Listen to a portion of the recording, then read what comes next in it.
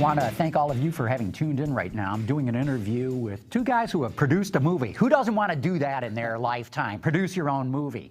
We've got Bill Burke and Didier Pietri, and I want to thank both of you for coming into the studio. Very interesting. I saw the movie last night, Live Another Day. Interesting title. We'll get into that in a minute. It's all about the collapse of the American auto industry in 2008 and 2009. You especially focus on the bailouts at General Motors and Chrysler.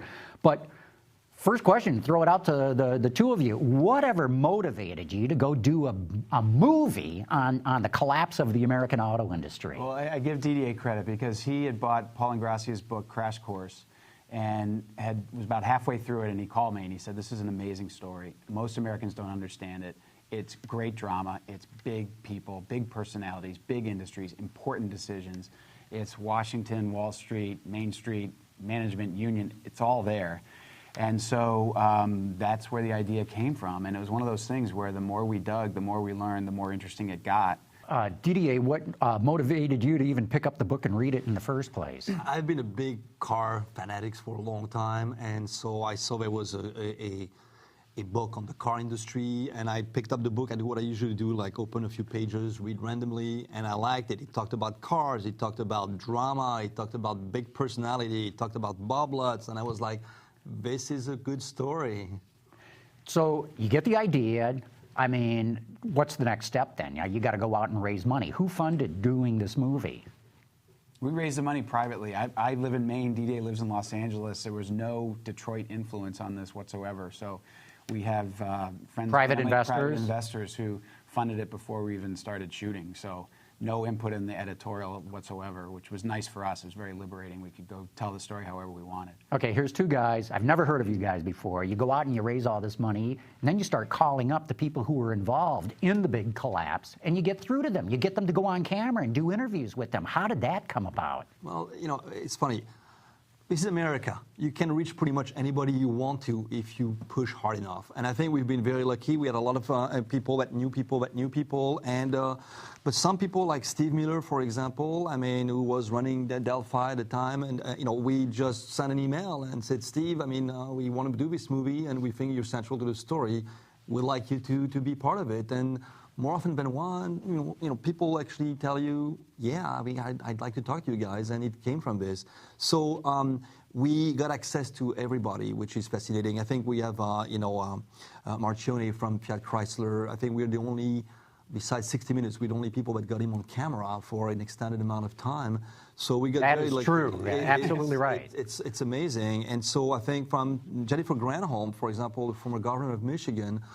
She's a professor now at Berkeley. I live in LA. I took the camera to Berkeley and I went in your office and I said, "You know, we need to talk about this." And she's like, "Okay."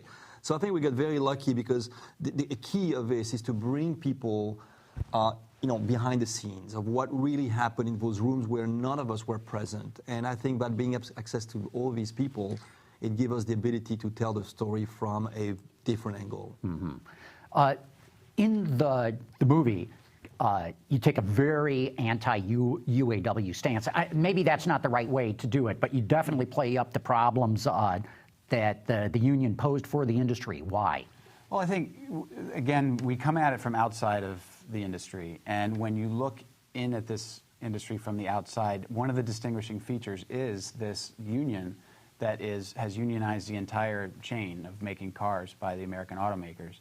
And then you see where this industry that was protected for many years because there wasn't much foreign competition, now competing with foreign automakers, making cars in America without the same labor agreements. You start looking at it and think that could be a distinguishing feature, and maybe that's one of the reasons, not the reason, but one of the reasons why when things went south in 2008, why was it just those companies that filed for bankruptcy? Why didn't the European and Japanese companies? What is one of the distinguishing features? It's not the only one, but one of them is the relationship with the UAW. It's just, we just looked at it and it seemed like a fact.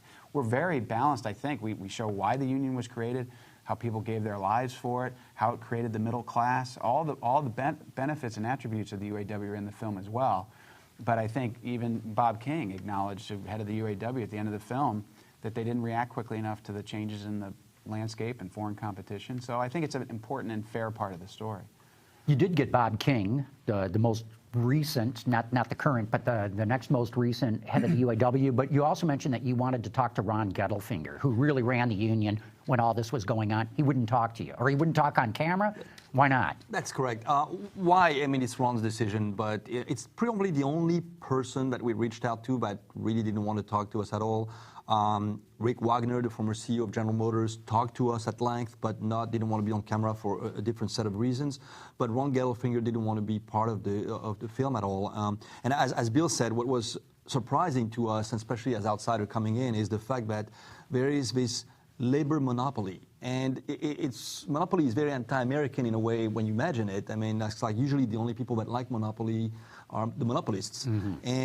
And it's, everybody hates business monopolies, but somehow the difference between a business monopoly and a labor monopoly is one is authorized by Congress and the other one is not. So it was shocking for us to find that out, because it's something that is unique to this industry in a way. And it's a big industry, it's a global industry with major global competitors, and yet there's this element that subsides from the 1930s or 40s when it was established, and it's something that is very unique and was very surprising. So nobody else, getting back to the discussion here, that you approached said, nah, I don't want to talk about it? The one who didn't go on camera but spent a lot of time with us and was extremely helpful was Rick Wagner. So Rick has not done any press since he was asked to leave General Motors, none. And we were pleased even to get the one-on-one phone and in-person conversations with him. And he thought about going on camera, and then ultimately decided he didn't see a way where he felt it would come off like sour grapes, and he doesn't want to revisit those things. And so in some ways, I think he kind of took a high road.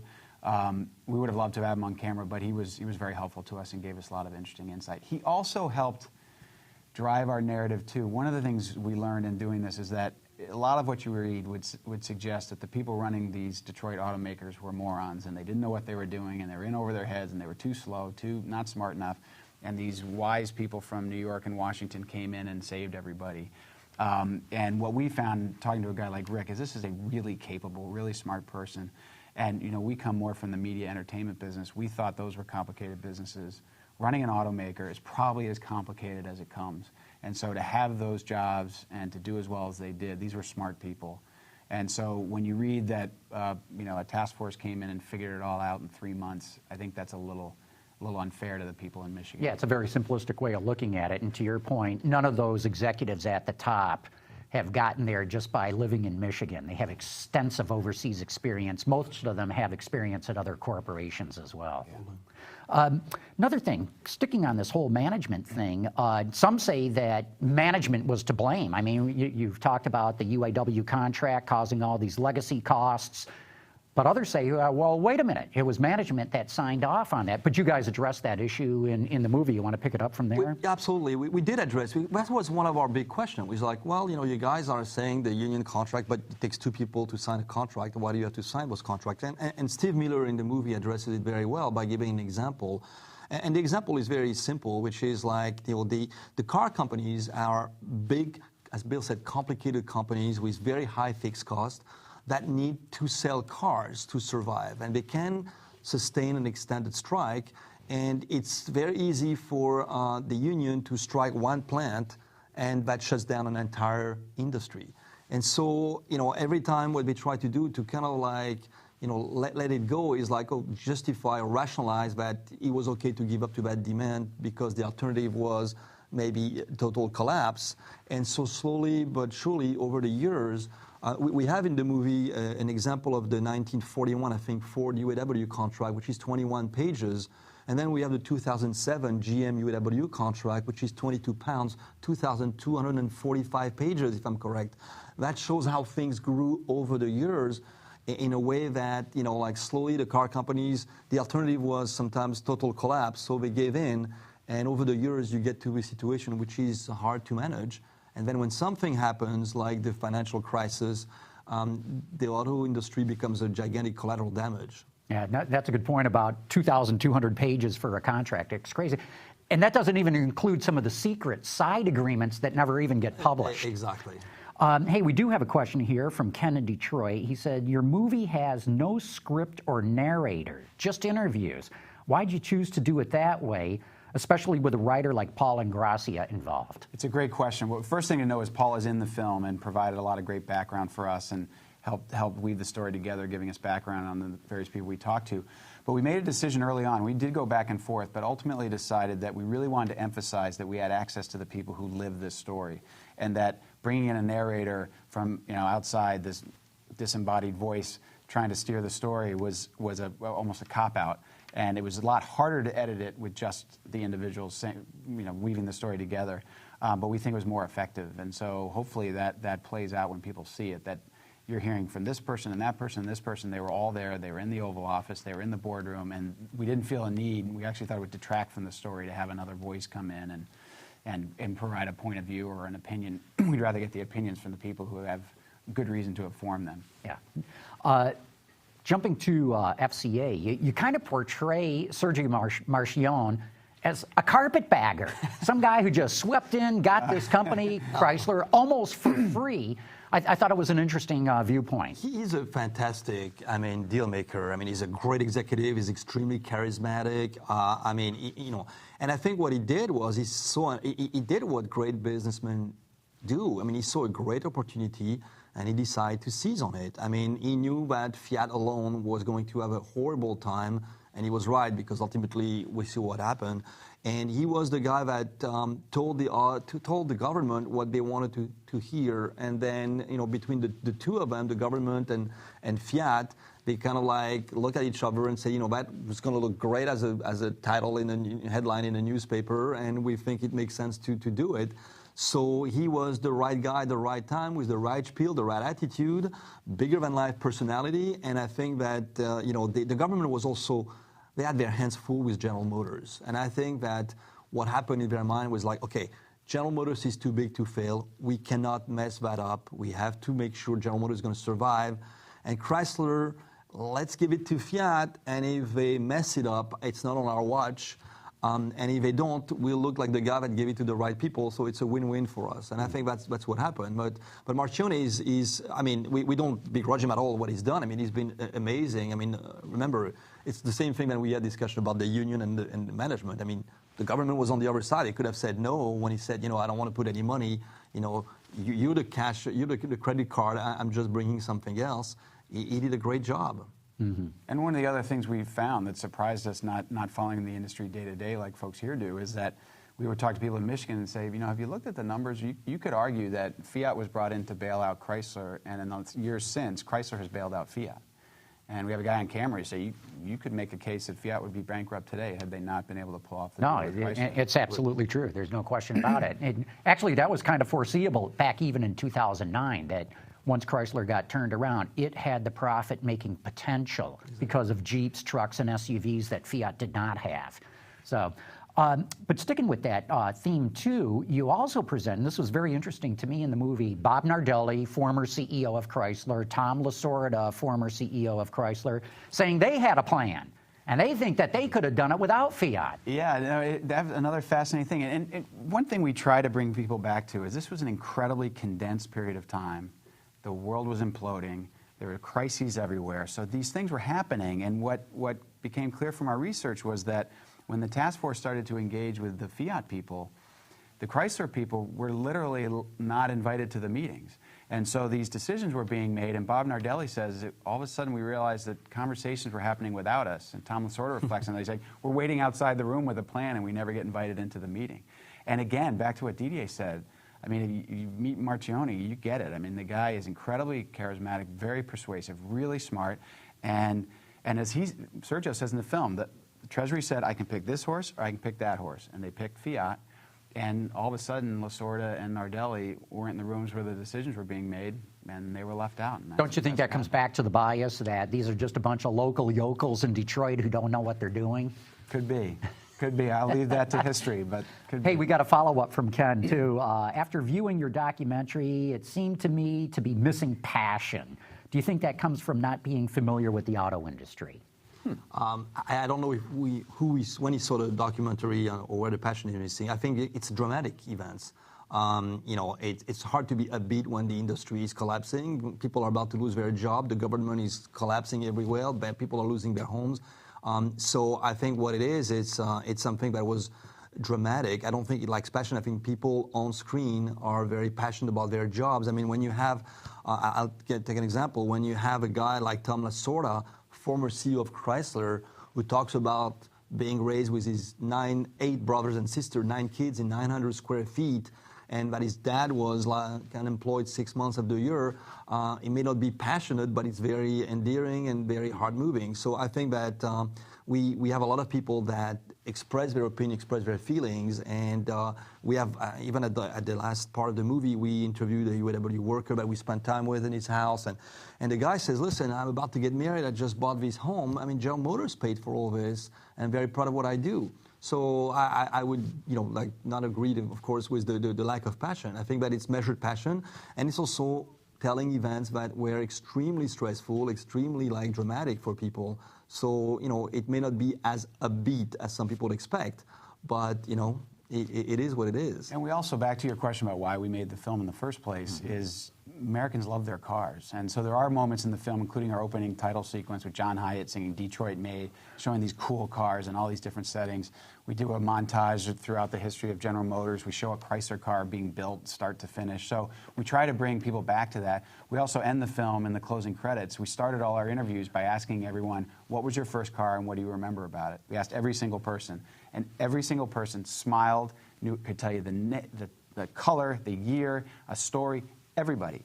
And there aren't many other products where you could do that. No, there isn't. I love that, too. That's a great way to start an interview. Must have been a great icebreaker to get people to warm up and start talking. It was, and one of the ones that drew a laugh from the person we asked and drew a laugh last night at other screenings we've done, we were speaking with Bob King at the UAW as he was in the middle of his tangles in Tennessee with Volkswagen, Senator Corker, who's also in the film. So we sit down, lovely setting, we're nice guy, Mr. King, and we ask everybody this question, what was your first car and what do you remember about it? He starts laughing. He says, you're going to get me in big trouble. My first car was a Volkswagen. So that broke the ice. We've got a question from Vic. He says, does Ford get a fair shake in your movie? It didn't go bankrupt, and it's not getting the same provisions that GM and Chrysler got. Yeah, we covered the Ford story very well. We reached out to Joe Hinrichs and the Ford people, and it was a fascinating story because even the debate was Ford like smart or lucky, and it's a little bit of both. What we show in the movie is that clearly Ford was in a worse shape in 2006 than Chrysler and General Motors, so they had to restructure earlier. And in doing so, they were gambling, and they raised a ton of money, $23 billion from Wall Street. And what was amazing is they raised that money pretty much 6 months before the banking collapse. So it's a little bit like I'm going to the ATM bank teller, and I take the last $320 bill, and now you coming after me, and you know what? Guess what? The bank tells you, oh, sorry, the ATM is empty now. Was I smart or was I lucky? Probably a little bit of both, but I think that we give Ford a lot of credit for what they've done, and we talk about the story about Ford, what happened, and how like Mullally came in, was a great leader, restructured that company, and frankly, Joe mentions it in the movie, when they went through the congressional hearing and they realized the animosity towards the car industry, toward the executive, they knew that they had to find another way. Yeah. And because they had all that cash, they were the only one that were in the capacity of doing it, and they did a great job. Yeah. Did you try to get Mullally? We did, actually. And he was beginning his retirement tour, and looking forward and not wanting to revisit. Okay. I got one more question here then. Oh, no, we got Jeff from Royal Oak asks, how long did it take to make this movie? You guys must have spent hours in editing. It was about... not hours. 3 years. 3 years in editing? We had probably 60, 70 hours of interviews, boiling down to an hour and 40-minute film. It was very intense, and the editing process was very intense. Again, without a narrator, trying to make this comment attached to that comment, attached to this comment. It was a lot of work, but hopefully... But the work shows. I thought that was brilliant editing, the way that you pieced that together. Thank you. And so 3 years it took start of interviews start to finish, pretty much. Man, and most of it on the editing, in the editing booth. The editing was a very long process. You guys must have thrown a party when you said it's done. Yeah, we went to sleep. Yeah, exactly. Okay, one more question then here.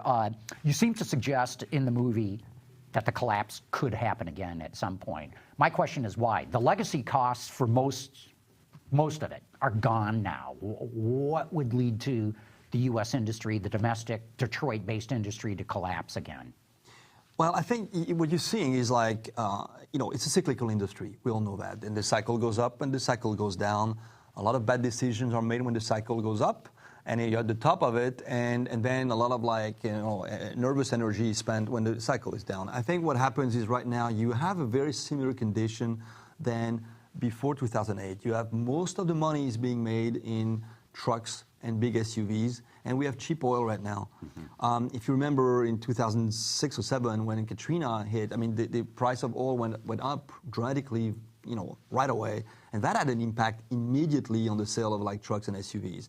So the industry is still very dependent on selling big cars and big SUVs, which is very different from the image of the merger of Fiat and Chrysler, and suddenly now Fiat is going to bring all those Fiat 500 from Europe to the US, and Americans are suddenly going to embrace Fiat 500. And I mean, when it happened, I told Bill, I said, "Do you really think that Fiat is going to save Chrysler?" That was in 2007 when it happened, or 8. I said, I don't see it, but anyway.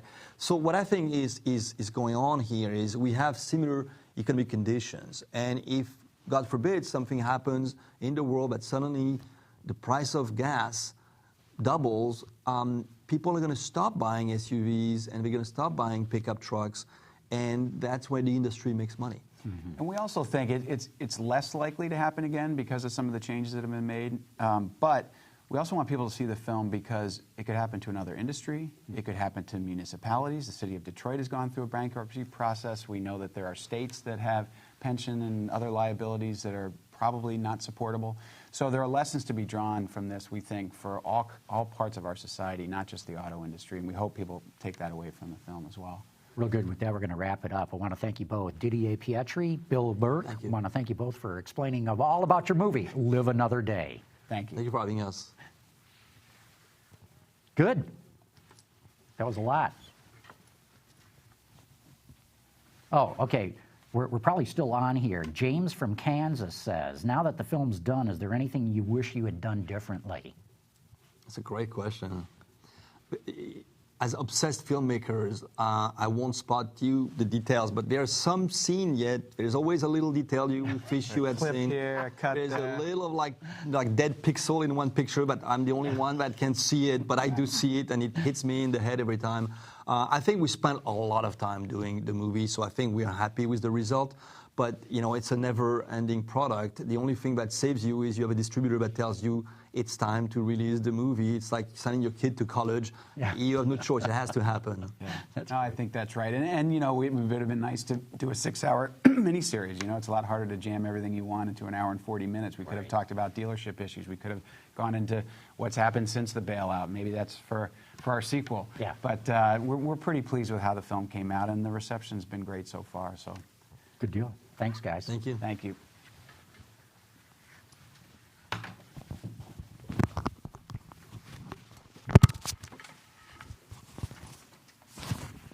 Yeah, we'll get.